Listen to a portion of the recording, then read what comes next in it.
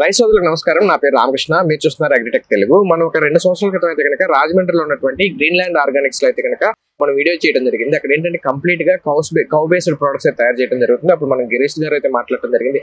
ఈ cow based products ఏమేమి తయారు చేస్తారంటే గీ గానీ, ఘనజీవామృతం, అలాగే ఈ గోవులు ఏవైతే ఉన్నాయో ఆవుల నుంచి ఎంత ఈ ప్రొడక్ట్స్ ఏ విధంగా తయారు చేస్తారు, కంప్లీట్ మ్యానుఫాక్చరింగ్ ప్రాసెస్ మొత్తం కూడా చూపించడం జరిగింది. ఆ వీడియో చూసి చాలా మంది రైతుల నుంచి అయితే కనుక మంచి స్పందన అయితే వచ్చింది.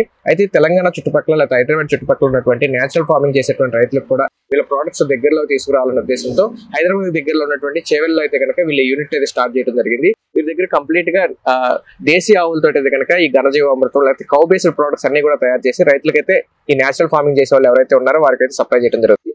కేవలం నేచురల్ ఫార్మింగ్ చేసే వాళ్ళనే కాకుండా ఈ రసాయన ఎరువులు చేసే వాళ్ళు కూడా ఈ ఆర్గానిక్ ప్రొడక్ట్స్ కొంతవరకు వాడితే కనుక ఈ భూమిని సస్టైన్ చేసుకోవచ్చు అని చెప్పి అయితే వీళ్ళు చెప్తున్నారు. ఇప్పుడు మనతో గిరీష్ గారు అయితే ఉన్నారు. గిరీష్ గారితో మాట్లాడి అసలు వీళ్ళు కౌ బేస్డ్ ప్రొడక్ట్స్ ఏమేమి తయారు చేస్తున్నారు, ఇక్కడ ఉన్నటువంటి చేవెల్లో ఉన్నటువంటి యూనిట్ లో ఏమేమి చేస్తారు, ఎవరికైనా కావాలంటే ఎలా సప్లై చేస్తారు, ఈ నేచురల్ ఫార్మింగ్ వల్ల ప్రయోజనాలు ఏంటి అన్ని విషయాలు తెలుసుకునే ప్రయత్నం చేద్దాం. వీడియోలోకి వెళ్ళి ఇంకా మీరు మన ఛానల్ సబ్స్క్రైబ్ చూస్తుంటే తప్పకుండా సబ్స్క్రైబ్ చేయండి. పక్కన ఉన్న బెల్ ఐకాన్ క్లిక్ చేసి నోటిఫికేషన్స్ ఎనేబుల్ చేసి పెట్టుకోండి.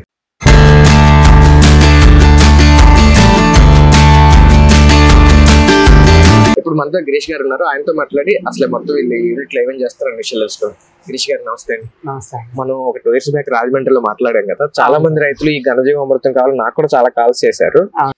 అంటే అసలు ఈ ఘనజీవామృతం అంత డిమాండ్ ఉంది అసలు? ఉందండి. యాక్చువల్ గా మనం చెప్పుకోవాలంటే గత 16 సంవత్సరాలుగా మన ఈస్ట్ గోదావరి జిల్లా రాజమండ్రిలో గోశాలను నిర్వహిస్తూ ఘనజీవామృతం, పంచగవి వంటి సేంద్రియ ఎరువులను తయారు చేసి మనం అనేక రాష్ట్రాల్లో రైతులకు పంపిస్తున్నాం అండి. చాలా వివిధ రకాల పంటలకు సేంద్రియ వ్యవసాయం చేసే వాళ్ళు కావచ్చు, నర్సరీలు కావచ్చు, ఇప్పుడు టెర్రస్ గార్డెనింగ్, మిద్దె తోటదారులు కావచ్చు, రెగ్యులర్ గా వాడుతున్నారు. కాకపోతే ఏంటంటే మనకి ఆంధ్రాలో అక్కడొక్కడైతే కాకుండా తెలంగాణలో మనకి మెయిన్ గా కోవిడ్ తర్వాత హెల్త్ అవేర్నెస్ అయ్యి బాగా పెరిగిందండి మన సిటీలో అవి చూసుకుంటే. సో హైదరాబాద్ సరౌండింగ్స్ లో కూడా ఈ నేచురల్ ఫార్మింగ్ అనేది చాలా విపరీతంగా రైతులు ఫార్మ్ హౌస్ లో కానీ వీటిలో కానీ మనం స్టార్ట్ చేశారు. సో వాళ్ళందరికీ అక్కడి నుంచి ఇక్కడ తీసుకురావడం ఇబ్బంది అవుతుందండి.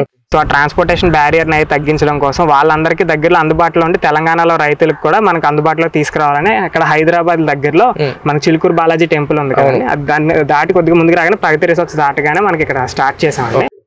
సో ఇక్కడ మనకు మేజర్ గా ఇవాళ ఏమేం చేస్తున్నాము, అసలు జనరల్ గా నేచురల్ ఫార్మింగ్ అంటే ఏంటి, మనం అందరం రైతులందరూ దీని గురించి ఎందుకు తెలుసుకోవాలి, ఇది ఎలా చేయొచ్చు అన్నది ఇవాళ మనం చూద్దాం. అయితే ఇప్పుడు మీరు ఇక్కడ యూనిట్ స్టార్ట్ చేశారు కదా, మొత్తం ఎంత విస్తీర్ణంలో ఉంది? అక్కడ రాజమండ్రిలో ఉన్న యూనిట్ ఎంత విస్తీర్ణంలో ఉంది? మనకి యాక్చువల్గా అయితే అక్కడ మెయిన్ మదర్ బ్రాంచ్ అని చెప్పుకోవచ్చు అండి. అక్కడ మన 20 acres లో మొత్తం ఒక 100 ఆవుల దాకా 70 ఆవుల పైనే ఉండేవండి. ఇప్పుడు అక్కడ నుంచి కొన్ని ఆవులు ఇక్కడ తీసుకొచ్చి మనం దాన్ని చిన్నగా డివైడ్ చేసి అక్కడ 20 acres లో ఉన్న ఫామ్ ఇక్కడ మనం ఒక 5 acres లో బేసిక్ గా ఎస్టాబ్లిష్మెంట్ చేసామండి. మనం వెళ్ళే కొద్ది పెంచుకుంటూ వెళ్తాము. 70% ఆఫ్ ప్రొడక్షన్ ఇక్కడే చేస్తున్నాము. ఈ 30% మదర్ కల్చర్స్ అయ్యి మన రాజమండ్రి నుంచి ఇక్కడ తీసుకొస్తున్నాం. అంటే ఇప్పుడు ఇది ఇనిషియల్ గా స్టార్ట్ చేశారు కాబట్టి బేసిక్ అయితే కొన్ని చేస్తున్నారు. ఇంకా ఇక్కడ చేయడం అయితే రాజమండ్రి నుంచి తీసుకొచ్చి సప్లై చేస్తారు. ఓకే, ఇప్పుడు మీరు ఇక్కడ ప్రజెంట్ మొత్తం ఇక్కడ కానీ అక్కడ కానీ అసలు రైతులకు ఏమేమి ప్రొడక్ట్స్ సప్లై చేస్తున్నారు? ముందు మనం మెయిన్ గా చేసేటప్పుడు రైతులకు వచ్చేటప్పుడు అయితే లిక్విడ్ ఫామ్ లో వచ్చేటప్పుడు పంచగవి అని ఉంటుందండి, సాలిడ్ ఫామ్ లో వచ్చేటప్పుడు ఘనజీవామృతం అని చేస్తున్నామండి. మనకి మిద్దె తోటదారులకు వచ్చేటప్పుడు టెర్రస్ గార్డెనర్స్ కోసం అని మనం ఆర్గానిక్ పాటింగ్ మిక్స్ అని ఒకటి చేస్తున్నామండి. మనకి అదే నర్సరీలకి మనకి మాయిశ్చర్ మెయింటైన్ చేయడానికి, సీడ్ జర్మినేషన్ కి ఇలాంటి వాటి యూజ్ చేసేదానికి కోకోపిట్ తయారు చేస్తున్నాం.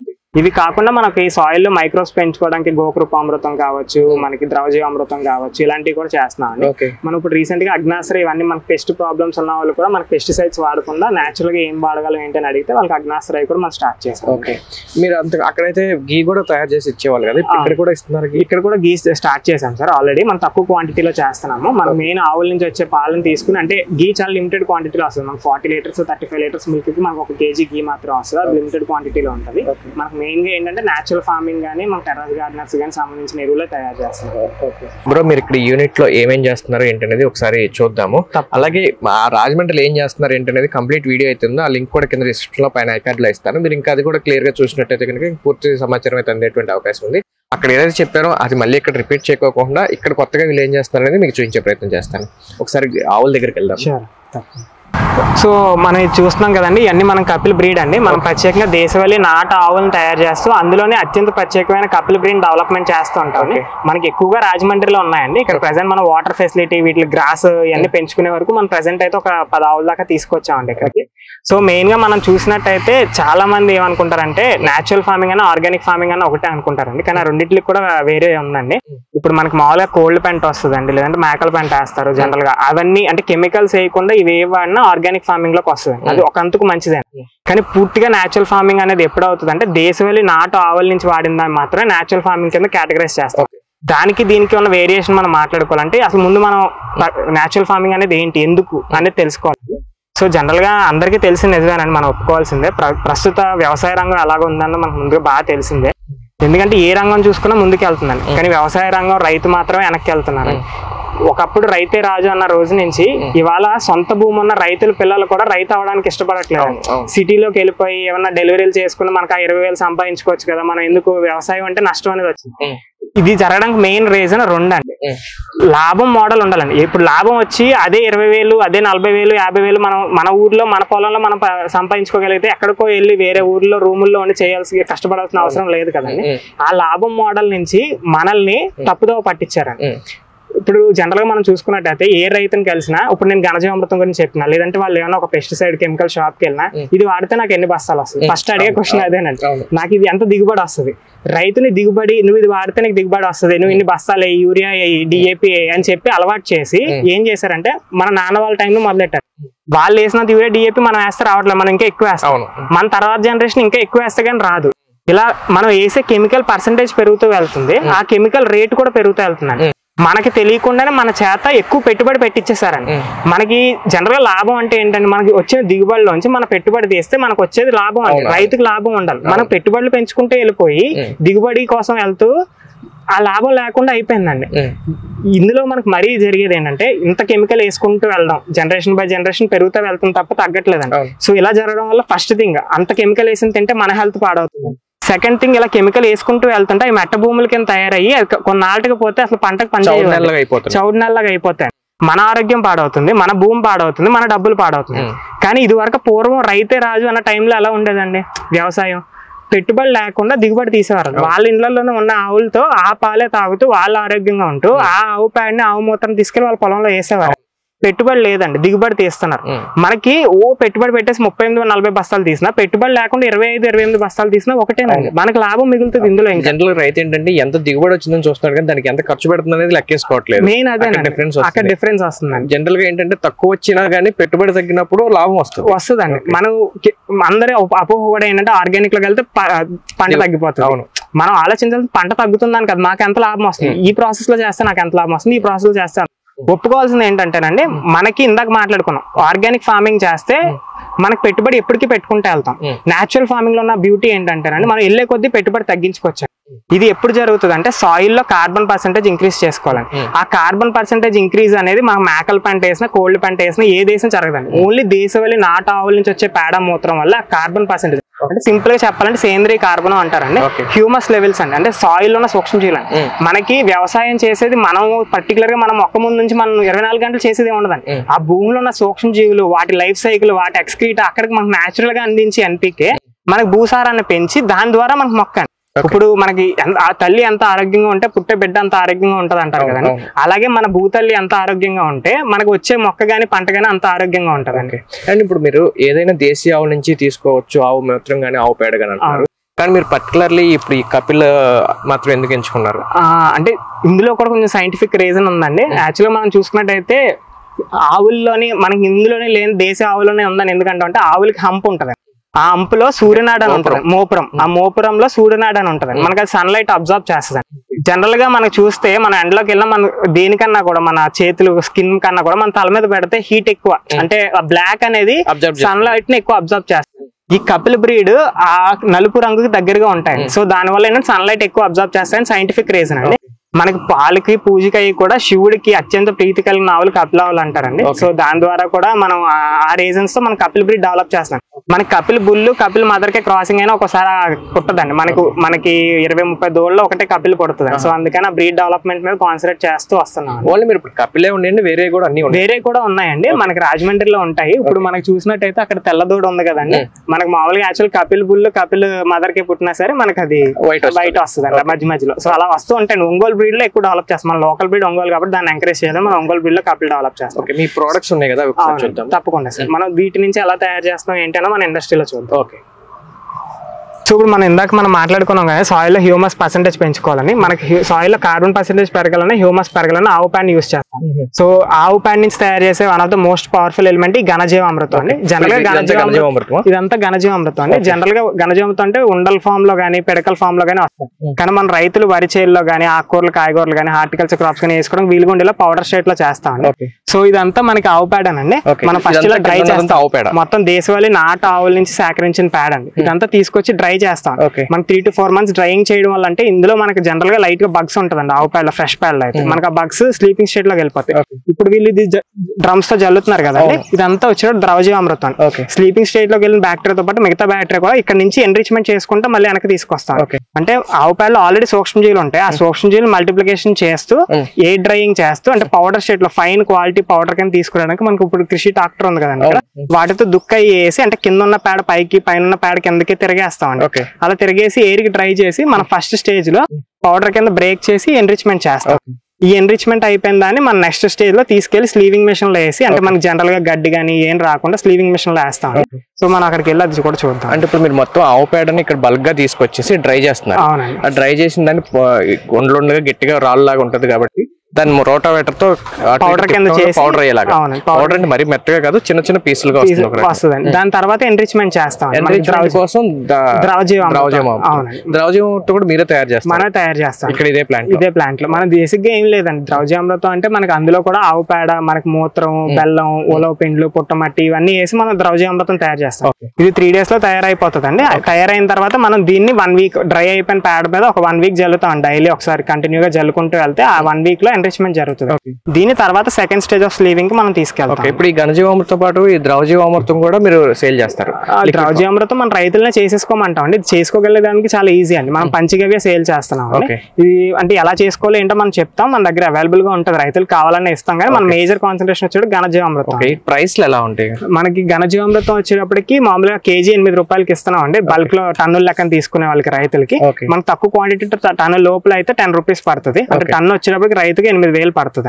మనకి 50 kg బ్యాగ్స్ 25 kg బ్యాగ్స్ లో ప్యాకింగ్ చేసి ఇస్తాం. ఒక ఎకరానికి ఎంత వేసుకోవాల్సి ఉంటుంది? జనరల్ గా వరి, ఆకుకూరలు, కాయగూరలు ఇలాంటి వాటికి అయితే మనకి ఎకరానికి 500 kg వేస్తామండి.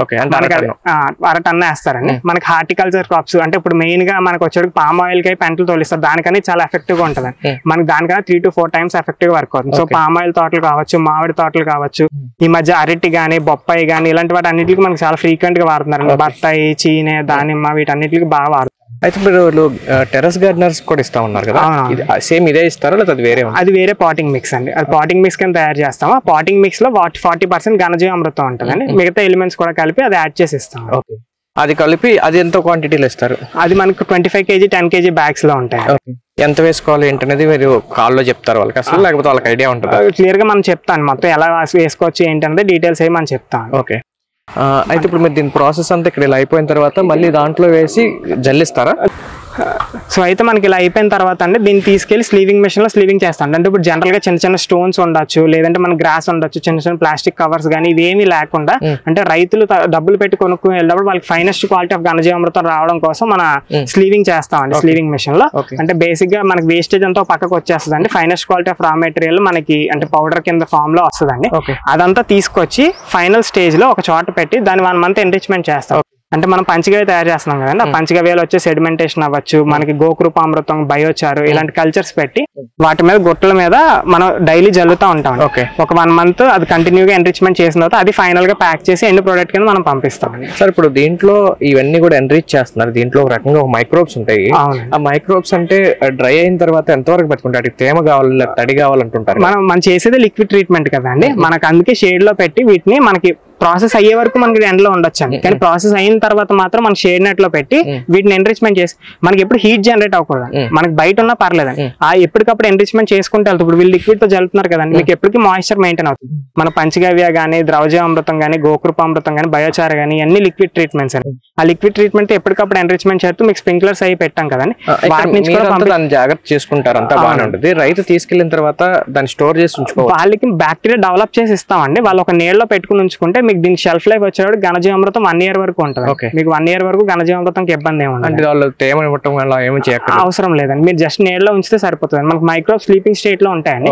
మనకి అక్కడికక్కడ మల్టిప్లై అయిపోతుంటే మన సాయిల్ వేసిన తర్వాత జరిగేది ఉంటది కదండి. మనం తీసుకెళ్లి భూమిలో వేసి ఆ మొక్క మొదల్లో వేసి మన సాయిల్ లో వాటర్ అప్లై చేసిన తర్వాత అప్పుడు ఆ మైక్రోబ్స్ యాక్టివ్ అవుతాయి.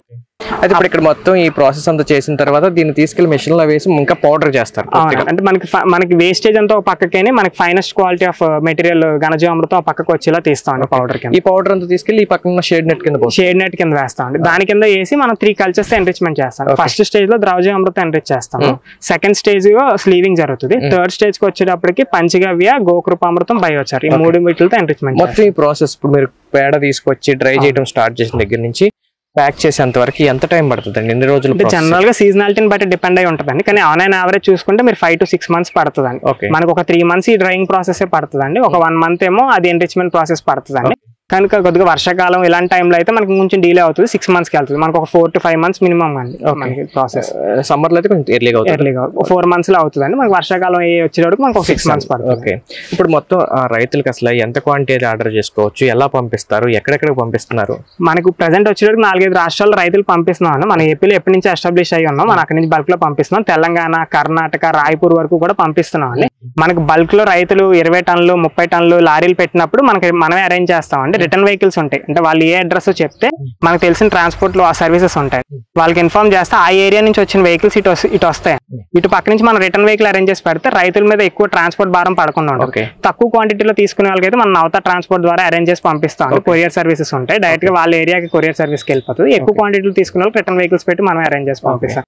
మనకి ఇక్కడ హైదరాబాద్ లో అయితే కనుక మనకి ఇక్కడ కుకట్పల్లిలో కూడా స్టాక్ పాయింట్ ఉందండి. డైరెక్ట్ గా కుకట్పల్లిలో కలెక్ట్ చేసుకోవచ్చు. లేదంటే మనకి ఇక్కడ చిలుకూరు దగ్గర డైరెక్ట్ గా ప్లాంట్ కి వచ్చి కూడా చూసి తీసుకోవచ్చు. రాజమండ్రిలో మెయిన్ బ్రాంచ్ ఉంది, అలాగే ఇప్పుడు చేవెల్లో బ్రాంచ్ స్టార్ట్ చేశారు, అలాగే జస్ట్ స్టోర్ లాగా కుకట్పల్లిలో కూడా స్టాక్ పాయింట్ లాగా ఈ మెటీరియల్ మొత్తం అక్కడ దొరుకుతుంది, అక్కడ అవైలబుల్ గా ఉంది. ఓకే, అక్కడ దగ్గర ఉన్న వాళ్ళు అక్కడ, అలాగే ఇక్కడ దగ్గర ఉన్న వాళ్ళు ఇక్కడ, రాజమండ్రి ఇంకా ఎక్కడైనా సరే మీరైతే లోకల్ గా ఉన్నటువంటి ట్రాన్స్పోర్ట్ అవైలబిలిటీని బట్టి పంపిస్తారు. అయితే ఇంకా మీ డిఫరెంట్ ప్రొడక్ట్స్ ఉన్నాయి కదా, అవి ఒకసారి చూద్దాం. షూర్ అండి, తప్పకుండా. సో ఇప్పుడు దాకా మనం ఘనజీవామృతం చూసాం కదండి, అది సాలిడ్ ఫార్మ్ ఆఫ్ మెన్యూర్. ఇప్పుడు మనం వచ్చేటప్పటికి లిక్విడ్ ఫామ్ లోకి వస్తే అన్నిటికన్నా మోస్ట్ పవర్ఫుల్ మెన్యూర్ అని చెప్పుకోవచ్చు అండి. ఎందుకంటే దేశవాళీ నాటు ఆవుల నుంచి వచ్చే 5 వేసి వాడే ఏకైక ఫార్ములా అండి పంచగవ్య. వచ్చేటప్పటికి మీరు ఇప్పుడు నా ముందు చూస్తున్నాయండి, దేశవాళీ నాటు ఆవుల నుంచి వచ్చినాయండి. ఇది వచ్చేటప్పటికి పాలండి, ఇది వచ్చేటప్పటికి మజ్జిగ, ఇది నెయ్యి, ఇది ఆవు పేడ, ఇది మూత్రం.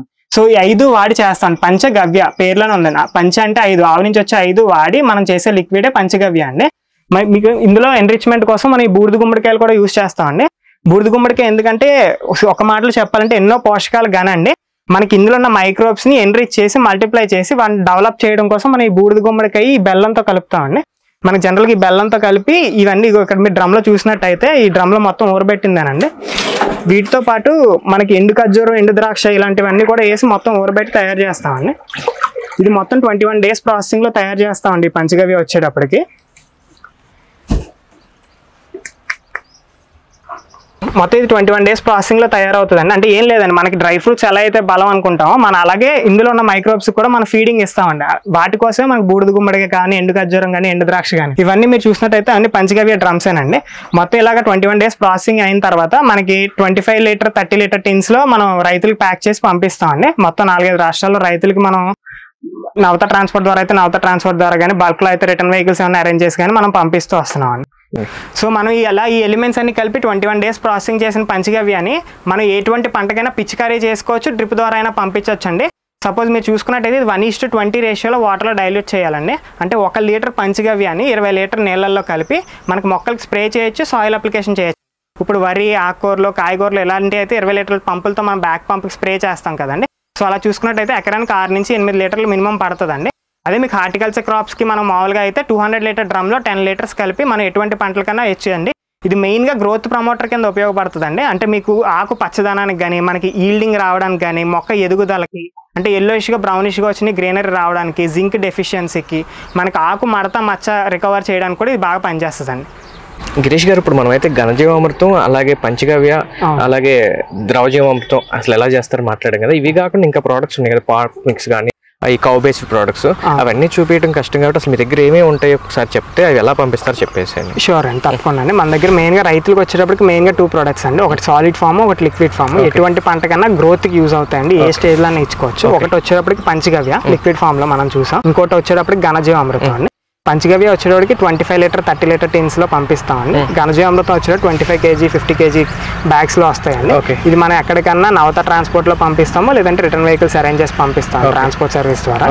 మనకి ఇవి కాకుండా మన టెర్రస్ గార్డెనర్స్ కి వచ్చేటోడికి ఆర్గానిక్ పాటింగ్ మిక్స్ అని తయారు చేస్తాం. మిద్దె తోటదారులు ఇళ్లలో మొక్కలు పెంచుకునే వాళ్ళందరికీ మనకి టెర్రస్ గార్డెన్ కి పాటింగ్ మిక్స్ అని తయారు చేస్తున్నాం. మనకి అది హైదరాబాద్ సిటీలో అవైలబుల్ గా ఉంటుంది. మనకి ఎక్కడి నుంచి అన్నా ఎక్కడికన్నా నవత ట్రాన్స్పోర్ట్ లో పంపిస్తాం. నెక్స్ట్ వచ్చేటప్పటికి కోకో పిట్ అండి. అంటే బేబీ నర్సరీ సీడ్ జర్మినేషన్ చేసేవాళ్ళు లేదంటే టెర్రస్ గార్డెన్ లో లూజ్ గా ఉంచుకోవాలి, సాయిల్ లైట్ వెయిట్ గా ఉండాలనుకునే వాళ్ళకి మనకి ప్రాసెస్ చేసి ఇస్తామండి కోకో పిట్. అంటే లో ఈసీ లో పిహెచ్ తీసుకొచ్చి అందులో వాటర్ పుల్లింగ్ పెట్టి సాల్ట్ కంటెంట్ అంతా తీసేసి మనం కోకో పిట్ తయారు చేస్తాం. అదొక ప్రోడక్ట్ ఉంటుంది. ఇవి కాకుండా మదర్ కల్చర్స్ ఉంటాయండి. అగ్నాస్త్ర గానీ లేదంటే గోకృపామృతం గానీ మన దగ్గర ద్రౌజామృతం గానీ ఇవి కూడా అవైలబుల్ గా ఉన్నాయి. ఇవి చిన్న చిన్నవన్నీ రేర్ గా ఇచ్చేస్తాం. మనకి మెయిన్ గా బల్క్ గా అయితే పంచగవ్య ఘనజీవామృతం బల్క్ లో పంపిస్తాం. గిరీష్ గారు ఇప్పుడు మొత్తం మీద ఈ నేచురల్ ఫార్మింగ్ అందరూ కూడా ఓన్ గా చేసుకునేటువంటి పరిస్థితి లేదు. అలాగే కౌస్ కూడా పెంచుకోవడం కొంచెం ఇబ్బందిగా ఉంటుంది. మీరు రెడీమేడ్ గా చేసి ఇస్తున్నారు అంటే సహసిద్ధంగా నేచురల్ గా ఎటువంటి అడల్ట్రేషన్ లేకుండా చేసిస్తున్నారు కాబట్టి రైతులకు కూడా ఖచ్చితంగా యూజ్ అవుతుంది.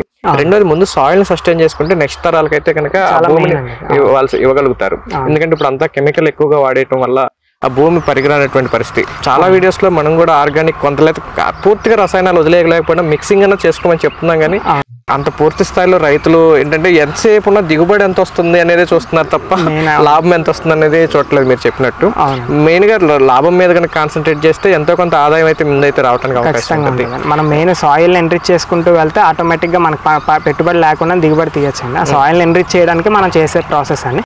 ఎవరి దగ్గర అయితే అవైలబుల్ గా ఉందో వాళ్ళు ఇది చేసుకోవచ్చు అండి. వాళ్ళ దగ్గరికి ఏమైనా డౌట్స్ ఉన్నా పర్టికులర్ గా ఎలా చేస్తున్నాం ఏంటో వచ్చి చూసినా సరే మేము వాళ్ళు క్లియర్ గా ఎక్స్ప్లెయిన్ చేస్తాం అండి. చేసుకోలేని వాళ్ళకి మనం ఎక్కడికన్నా అందజేస్తాం. ఓకే, థ్యాంక్ యూ అండి. Thank you.